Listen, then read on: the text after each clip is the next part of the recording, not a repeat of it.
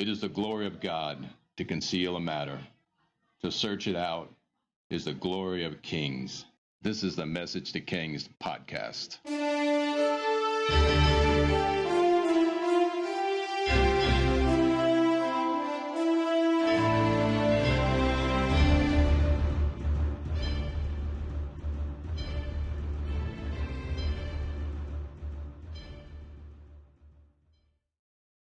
Episode 200, The Death of King Josiah.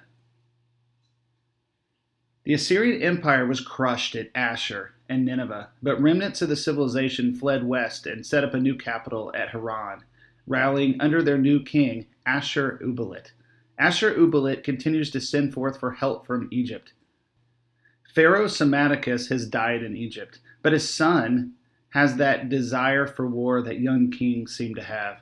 Upon his coronation, Pharaoh Necho sends forth a military expedition and puts Egypt's hand in the world campaign on the side of the current loser, Assyria. His forces arrive in Haran to prop up the Assyrians, but his forces were too small to create enough of an impact. The Assyrians and Egyptians were forced to withdraw further west, fleeing to Carchemish, a city now in Turkey on the border with Syria. It's this setting we cover the rest of Josiah's reign, and going into the next episode, a major battle in world history in the next episode. Today, a large Turkish military complex rests upon ancient Carchemish, preventing major excavations, but it's been the scene of at least 3 major archaeological expeditions, one led by T.E. Lawrence of the Lawrence of Arabia fame. The Assyrians are at their end. The last city in their civilization was on the verge of collapse. But instead of giving up, Ashur-uballit decides to stand and is determined to restore Assyria's glory. The temptation of spoils and glory are enough for Pharaoh Necho, but the problem is that Pharaoh Necho is siding with the nation God has judged. Further, he has little military experience. Necho decides to send forth more soldiers and go all in for the Assyrians. So now that we're at Carchemish, we need to stop here because this is where our story overlaps with King Josiah and his clash with Necho. Let's cover a bit on Necho. So Pharaoh Necho marches north to help the Assyrians and lead an alliance with the peoples of the old Philistine territory. And this is where we learn of his love for the sea and his obsession with it. Necho actually starts a project to build a great canal in the Suez. In fact, though he doesn't complete it, he's credited with the starting of the predecessor of the Suez Canal. Further, while he's in the old Philistine territory, he commissions one of the first, if not the first, circumnavigation of the continent of Africa. Further, there is some speculation that he was part of the design of the first trireme. That's just speculation, but some historians have suggested that he was part of the design of the first 3-decker oared vessel. Necho's fame is spreading and people are getting impressed with him, but his love of war is going to get him in trouble. According to Herodotus, he abandons his work on the future Suez Canal when war is calling him. But in reality, this conflict in Syria is going to range for at least 5 years. Here is what Herodotus says as a swift comment to move to his next section of writing. Necho then stopped work on the canal and turned to war. Some of his triremes were constructed by the Northern Sea and some of the Arabian Gulf by the coast of the Sea of Erythmas. The windlasses for beaching the ships can still be seen. Now picture Necho's army marching north along the sea route up the Mediterranean along the border with Israel, threatening enough for Josiah to be concerned as we cover Josiah's perspective. Despite the chaos around him, Josiah has enjoyed a really peaceful reign. He's destroyed idol worship in Israel, and his country has nearly doubled in size due to the evacuation of the Assyrians. His nation is prosperous, though not wealthy as the golden days, but prosperous and at peace.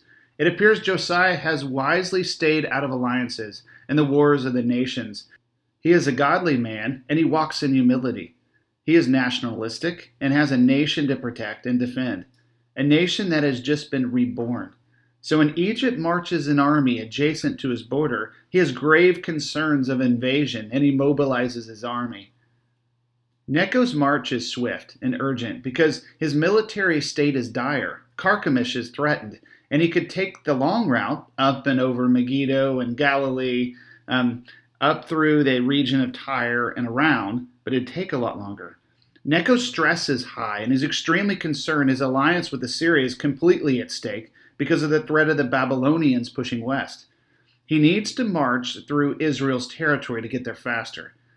He shows up with, let's say, 40,000 soldiers, and Josiah has 20.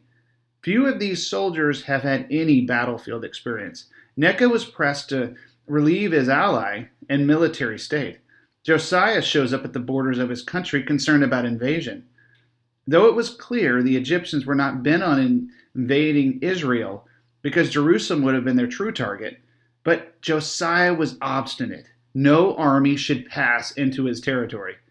Necho had a very powerful army, though inexperienced, but it appears he relied on diplomacy to win his victories, and he was a builder, and he actually had very little military experience, and he also relied on mercenaries. And when he shows up with his army, they're not veterans, but paid soldiers. And while Josiah's army wasn't made for set-piece battles, it's at Megiddo, the future site of Armageddon, where the Egyptian army shows up. Necho's urgent to get to Carchemish, and he must march through Israel. Josiah is not willing to agree to this, and this is where conflict ensues between godly Josiah and the ungodly Necho. 2 Chronicles 35:20.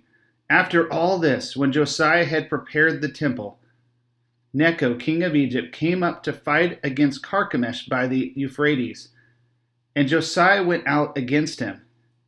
But he sent messengers to him, saying, "What have I to do with you, king of Judah? I have not come against you this day, but against the house which I have made war. For God commanded me to make haste. Refrain from meddling with God who is with me, lest he destroy you." So this is the preamble to the battle. We have the historical setting, the urgency, the reason for Necho's march, and I picture a whole lot more dialogue here. Josiah standing with his army in the road in this kind of a tight passageway just inside his border. Necho orders his soldiers to march, and as they crossed the border, he effectively declared war on Israel. Josiah probably sent messenger after messenger, telling Necho that he was marching into not only his territory, but war. Warning after warning Josiah sent until Josiah set his heart to destroying the invaders of his country, or to teach them a painful lesson. The stage was set. Necho marches with his soldiers, with archers in reserve. The narrow pass into the fields of Megiddo allowed for Josiah to make use of his inferior numbers. Further, Josiah desired to approach Necho himself and to take him prisoner or defeat him personally to end the conflict and send him packing. Giving his loathing for anyone who didn't worship his God, I wouldn't doubt he would have killed Necho himself if he could have. And the invasion was potentially enough for Josiah to justify the destruction of the entirety of Necho's army.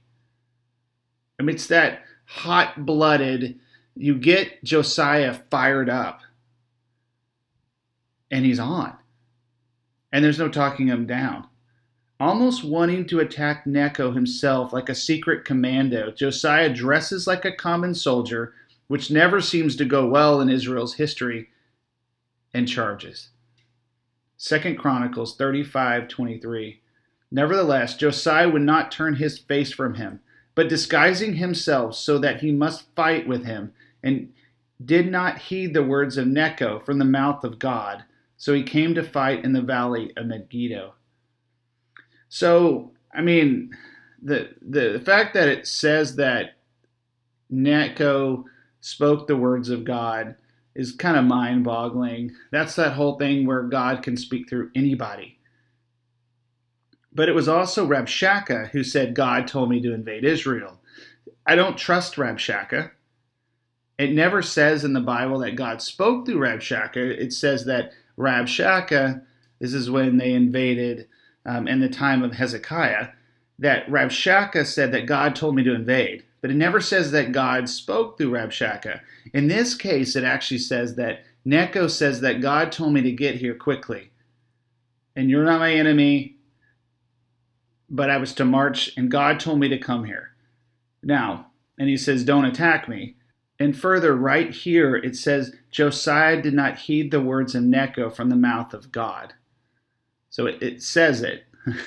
So Necho is speaking from the mouth of God. I've got to think there's 1,000 things going on with Josiah. His counselors are probably saying, don't do this. His advisors saying, don't do it. There's a still small voice talking to him. There's a grating of a conviction on his heart, but something in that zeal of his has triggered off every emotion. And he was determined to attack. The battle ensues. But Egypt was ever powerful with their distant weaponry, devastating the ranks of Israel with archers, including Israel's great king. 2 Chronicles 35:24. And the archers shot King Josiah, and the king said to his servants, take me away, for I am severely wounded. His servants therefore took him out of that chariot, and put him in the second chariot that he had, and they brought it to Jerusalem. So he died and was buried in one of the tombs of his fathers. And all Judah and Jerusalem mourned for Josiah. Are you freaked out what I just read? Because I am. I've studied this thing. I've read it. I've tried to find every commentary I can find to make any sense of this. Most students of the Bible are disturbed by this scene. How could the godly king die in such a way? I don't have the answers. Suggested reasons, which we'll end the episode with. But I say it disturbs me too. It should disturb you that Josiah dies in battle during an encroachment of his land. What's left of Josiah's army escapes to Jerusalem, and one of Josiah's sons is crowned king, while Necho is marching to the relief of Carchemish and the Assyrians. But the battle disastrously slows the march of Necho, because Carchemish falls to one of the generals of Nabopolassar. So at this point, the Assyrians are non-existent to history. We never hear of Ashur-uballit again. He literally disappears from history with the arrest of the Assyrian civilization at this time. As Necho marches to the aid of Carchemish, he actually retakes it from that general of the Babylonians, but the Assyrians are no longer a people to be reckoned with. The Egyptians push back the Babylonians, but mainly because it's just a small section of its total army led under one of its generals. Nabopolassar at this stage steps back and spends more time in his lands, almost leaving Syria to the Egyptians. In the end, the Assyrians were conquered, and that was the goal. But his son, the royal prince, has something else in mind. For the next 4 years, Syria will be in Egyptian hands, and Judah as well. 4 years later, Nebuchadnezzar, the heir to Nabopolassar, will march west to remove the Egyptians from Syria. In the meantime, Egypt rules over Judah and Syria, and Necho believes he has restored the ancient lands of the great pharaohs and rebirthed a true Egyptian empire.